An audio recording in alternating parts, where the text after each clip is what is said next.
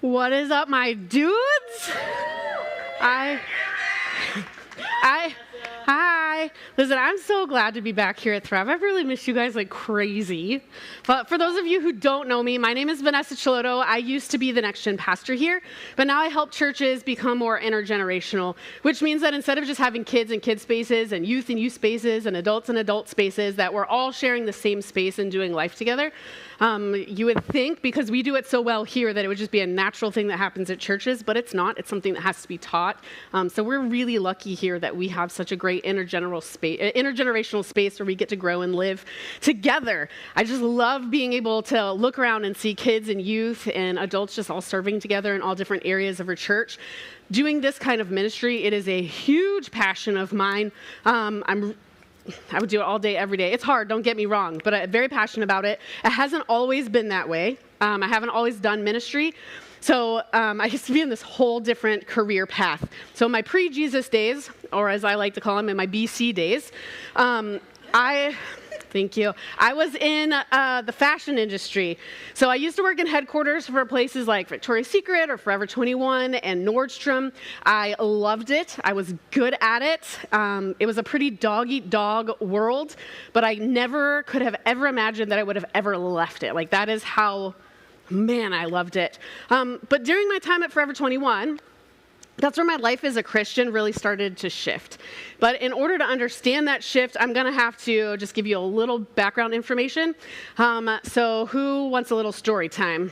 Anybody? All right. We got some. Okay, here we go. So listen, I'm going to give you some background. Who has ever shopped online, like to buy clothes online? Anybody? Okay.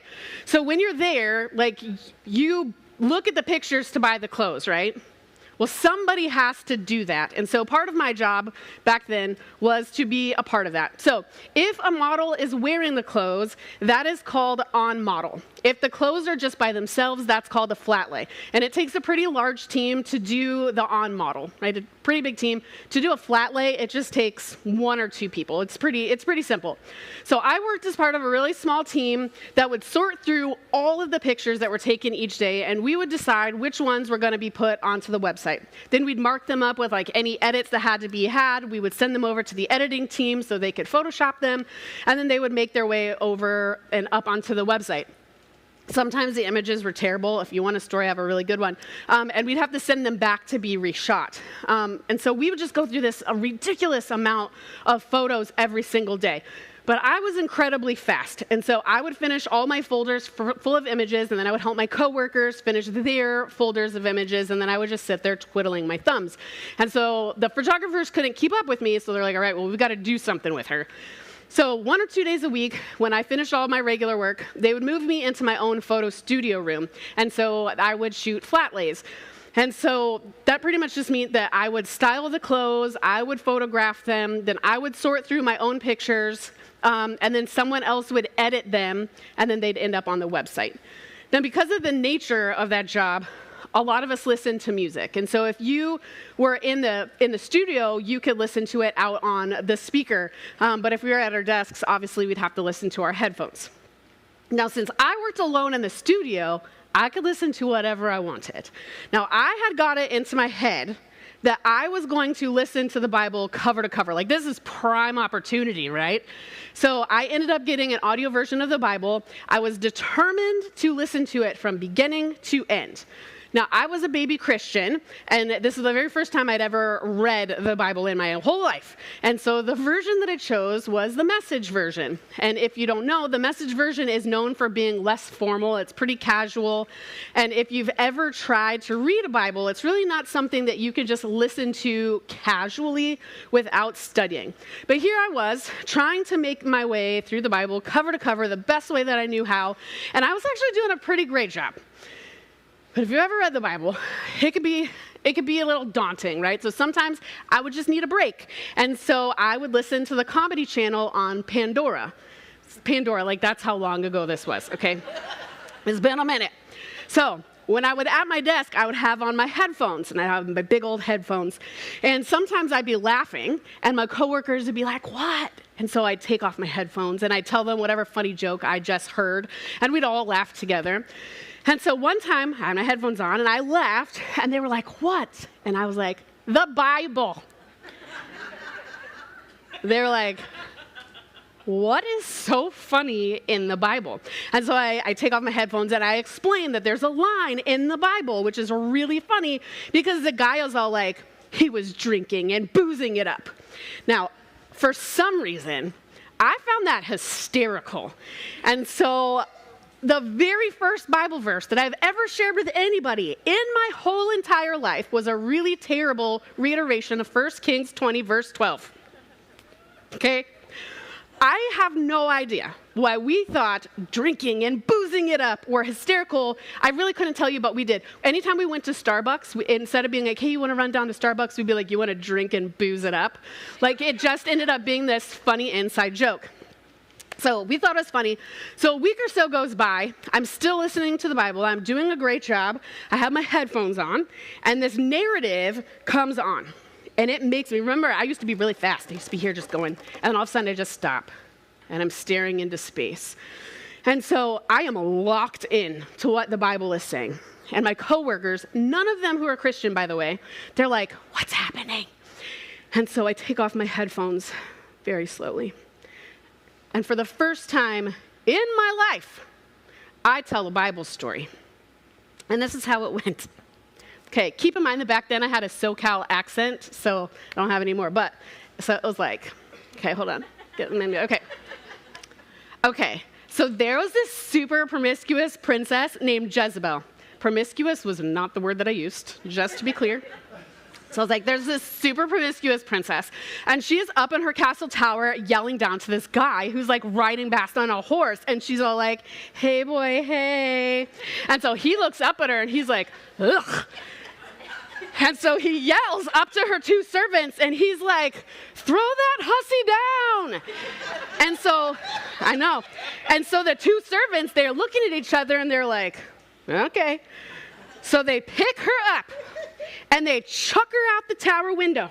And she falls all the way down. She hits the ground, and blood splatters everywhere. It's on the side of the castle. It's on the ground. It splashes up on the horse. Dude gets it on his boots. Blood everywhere. And then the guy just tramples on her body with his horse, and then he has the audacity to be like, I'm hungry. I'm going to go in her castle, and I'm going to make myself a sandwich. So he goes into this castle, and he's sitting there eating his sandwich, having the time of his life, and he's like, oh, you guys, really, somebody should go out and bury her. I mean, she is a princess. It's the right thing to do. So the guys go out, and they're like, oh, no. So they come back in, and they're like, excuse me, sir, we can't bury her. There seems to be an issue. You see, the dogs ate her. And all that's left of her are her hands and her skull and stuff. And so the guy's like, don't worry about it. They'll just poop her out later. And then we can be like, hey, look, there's Jezebel. Listen, my coworkers were blown away. Blown away by this story. They were like, there is no way that is in the Bible. And I was like, yes way. I just listened to it. It's in 2 Kings chapter 9. And I know some of you guys are like, there's no way that's in the Bible. Yes way. It's in 2 Kings chapter 9, verses 30 through 37. That is the truth. I may have taken some creative liberties, and I may have gotten some of the details wrong, but it is in there. However, these verses really don't tell the whole story. To understand Jezebel, you actually have to start before she even enters the picture. I didn't connect that at the time, right? Because it takes time and practice to be able to read the Bible and to be able to study it. And so I've learned a lot since my first Bible story telling. And so here's what I learned. First things first. Jezebel did not die because she was promiscuous. She died because she was cruel and corrupt. She had a lot of influence. She abused her power to get what she wanted, and that had devastating consequences on the people of Israel. So her death is actually part of a bigger story, right? This conflict had been building for decades. It involved political power, religion, the future direction of the kingdom of Israel. Because back before in Jezebel's time, right, the Israelites, they'd been ruled by one king, right? So first there was Saul, and then came King David, and then it was ruled by David's son Solomon. Now, during their time, all of the tribes of Israel, they were united under one kingdom. But Solomon died, and the kingdom of Israel was divided into two separate kingdoms. We have Israel to the north and Judah to the south. So Jezebel's story takes place in the northern kingdom of Israel. So when the kingdom split, there was this line of kings that ended up ruling this northern kingdom of Israel. So first there's King Jeroboam the first, then was his son Nadab, and then this guy named Baasha killed Nadab and straight up stole the throne. And then when Baasha died, or Baasha, however you want to call it, I've heard it both ways, his son Elah became king. And then there's this military official, his name was Zimri, and he killed Elah and his entire family so he could be king. But then he was only king for like a week. It's a whole long, awesome story too. But the Israelite army was like, yeah, we don't like that. We would rather our military commander be king. So they ended up making Omri king, who was their military commander. Now listen, none of these kings were great. But Omri, he was the worst. Like, the worst. But then when he died, his son Ahab became king, and he was even worse than his father. But it was mainly because of the influence his wife had on him. So Ahab was married to Jezebel. She was a princess from Sidon, which is in this little purple area up in the corner. So her father was the king of the Sidonians. Now, Sidon was a major Phoenician city in what is now modern-day Lebanon. Back then, it was one of the wealthiest and most influential trading centers in all of the Mediterranean. So from a political perspective, Ahab's marriage to Jezebel, it was brilliant. Oh, it was so well played. But from the Israelite perspective, it was catastrophic. And that's something that we really have to keep in our minds as we're going through this story. So Ahab's marriage to Jezebel accomplished exactly what royal marriages were supposed to accomplish. They strengthened alliances, it increased economic opportunities, it connected Israel to one of the most influential trading powers in the area. And so the problem wasn't that Ahab was this skilled diplomat or that he made a political alliance. The problem was how the alliance came at the cost of Israel's commitment to God. See, back then, lots of people believed in many gods. So when kingdoms would form alliances, they usually honored each other's gods as like a sign of friendship or political integration. Jezebel's people, they worship lots of God, but to them, Baal or Baal was the most powerful god. So when she became queen in Israel, she promoted the worship of deities like Baal or Asherah, and even convinced her husband, King Ahab, to build a temple and an altar for that false god. It sounds terrible. It is. But the thing is she probably didn't see herself as introducing something dangerous or revolutionary because in her culture, that's who they worshipped. Now, in the Israelite culture, worshiping Baal was not normal. To her, she was. And in the neighboring cultures, like when you wanted to be religiously tolerant, right? So they were totally used to all that stuff. But God's prophets understood that this was spiritual compromise.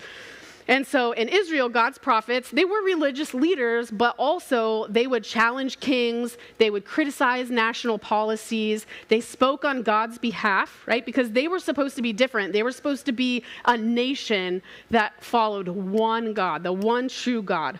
So from Jezebel's perspective, who was raised in a whole different thing, she saw them as political and religious ops that threatened the stability of the kingdom and the religious system that she was trying to establish. So Jezebel, she starts persecuting God's prophets. She thinks that they're the bad guys.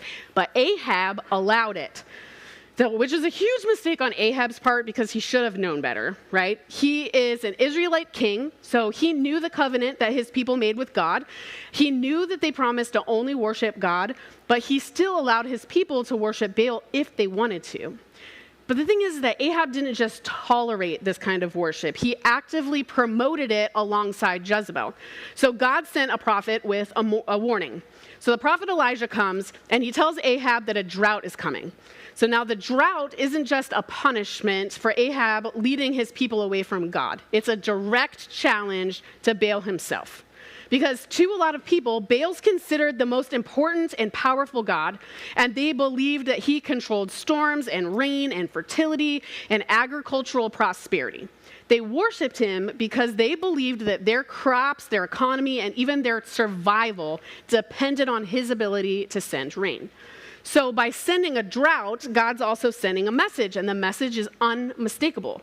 The message is Baal isn't in control, God is.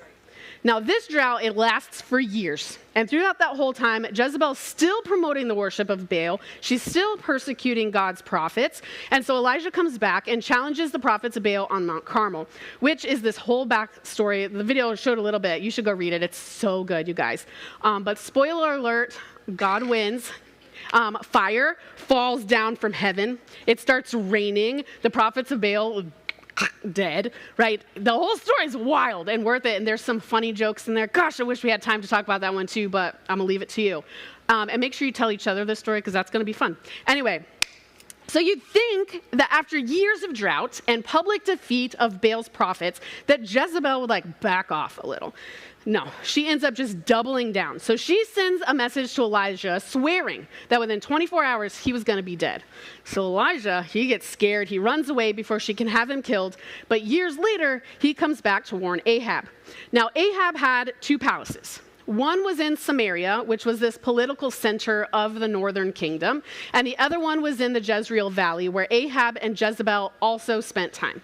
So next to their palace in Jezreel, like the little vacation palace, if you will, there was this vineyard that belonged to a guy named Naboth. And so Ahab wanted it because this was prime real estate, and it was conveniently located right next to the palace. So he offered to buy it or exchange it for something better, like a better land. But Naboth, he was like, no thanks. See, the vineyard had been in his family for generations. And according to Israelite law, you weren't supposed to permanently give ancestral land to another family. And so Ahab goes home, he's angry, he's disappointed, and the Bible says that he lay on his bed, turned his face away, and refused to eat. I like to imagine he put his blanket on his head. He's just laying in fetal position, just crying and pouting because he couldn't get his garden, right? And so Jezebel comes in, and she's like, what is this? What is this? She just couldn't understand why he's so upset. Why is he acting like a baby, right? In her mind, she's like, this man is king. Why is he acting like there's nothing he can do about that? But see, Jezebel came from a country and a culture where kings could pretty much do whatever they want. They could take whatever they wanted. If a ruler wanted a piece of land, they could take it. A vineyard, anything else. Who was going to tell him no? But Israel was supposed to be different. Israel's laws taught that even kings were accountable to God.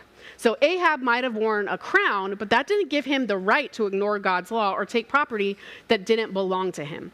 So Jezebel takes matters into her own hands. She writes letters in Ahab's names. She seals it with his official seal, sends it to the leaders in Naboth's city. And so in these letters, Jezebel told the leaders to arrange a public gathering and have 2 false witnesses accuse Naboth of cursing God and the king. Now, under Israelite law, that's a capital offense. And even though it was all a big fat lie, the plan worked. And so Naboth was found guilty. They took him outside the city, and they ended up stoning him to death. Now, once Naboth was dead, Ahab took possession of the vineyard. But unfortunately for Jezebel and Ahab, God had seen what happened and sent Elijah to tell Ahab that his dynasty would end and his descendants would be cut off. So then Elijah told Ahab that the dogs would eat Jezebel by the wall of Jezreel. So this prophecy hung over the royal family for years. And then one day, it just started to happen. The prophecy started coming true. I'm sure this family was freaking out. But so Ahab, he ends up going to war.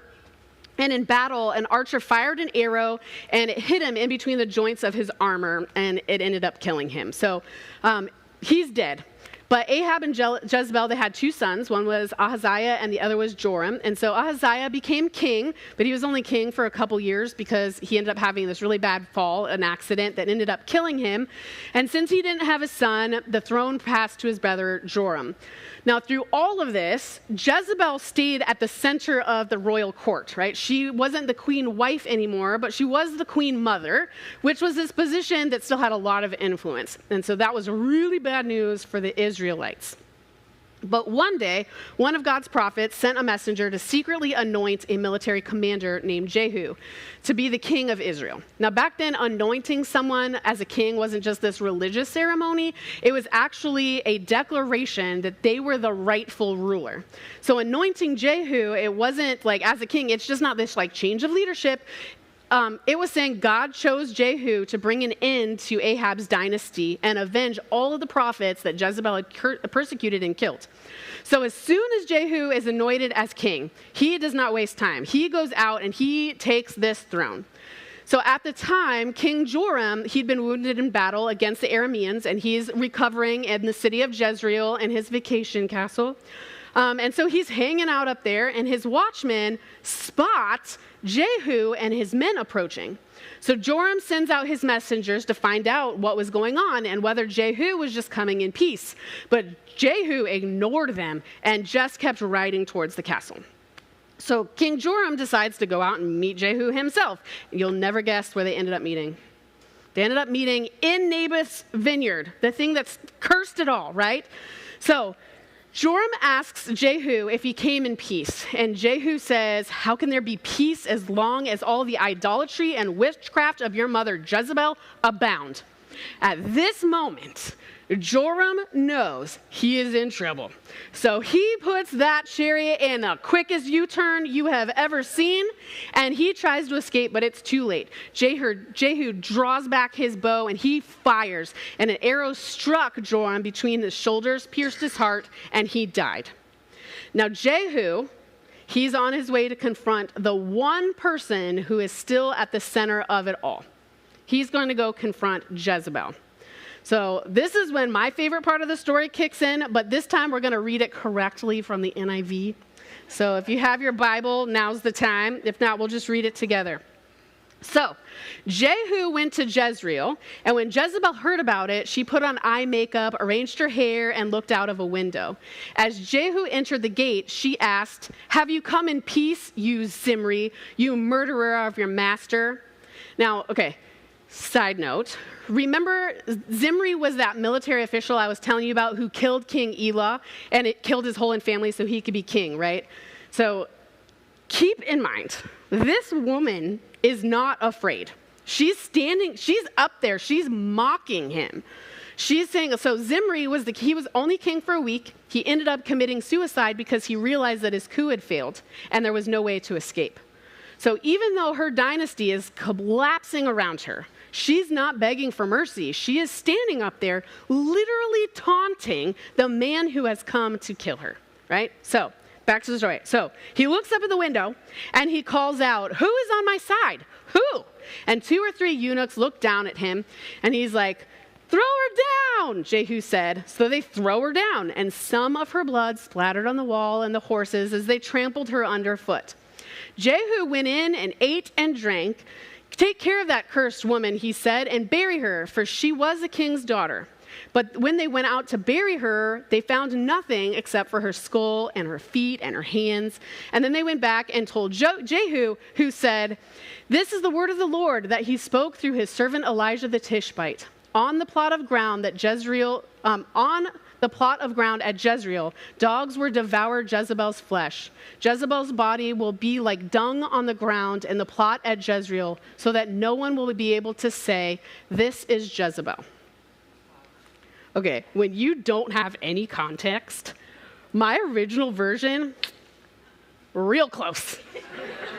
Okay? Now that we have some context, we can see that it was way off, right?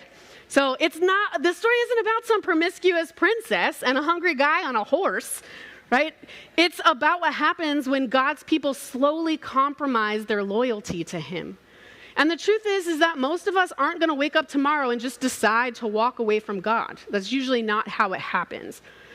Either we start giving him less of ourselves, or we never really make the effort to keep giving him more of ourselves in the first place, right? We know how to follow God. We know what he's asking us to do, but we just choose what's easier. We choose what's more comfortable, and we choose what's more accepted by the people around us. And little by little, without realizing it, our priorities start to shift.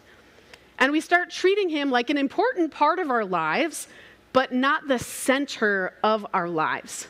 And then church becomes something that we do when we don't have a better offer. And so the challenge is that we're constantly being shaped by something. Every single day, there are voices competing for our attention. Friends, family, social media, podcasts, news, coworkers, influencers, right? None of that stuff is inherently bad. It's not bad. But they're all trying to tell us what matters. They're trying to tell us what success looks like. They're trying to tell us what happiness looks like. They're trying to tell us how we should live our lives.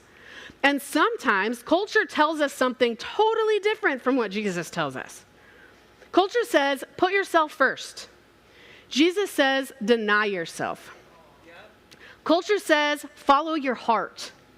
Jesus says, follow him. Culture says your life belongs to you, but Jesus says that your life belongs to God. And so this is why the Bible tells us to not be conformed to this world, but be transformed by the renewing of our minds. So we have to regularly stop and ask ourselves, who's shaping me? Whose voice am I listening to the most? Who gets the final say in my decisions? Because whether we realize it or not, we're all becoming like the voices we listen to the most.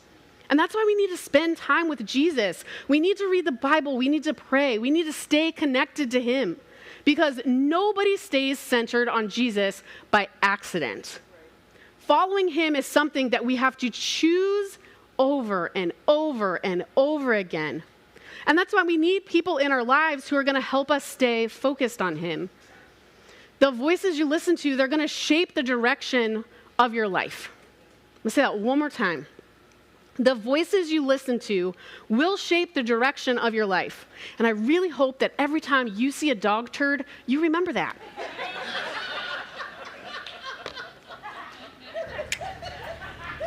That's all I have to say about that. What are you doing? Picking up Jezebel. What? Picking up Jezebel. What's a Jezebel?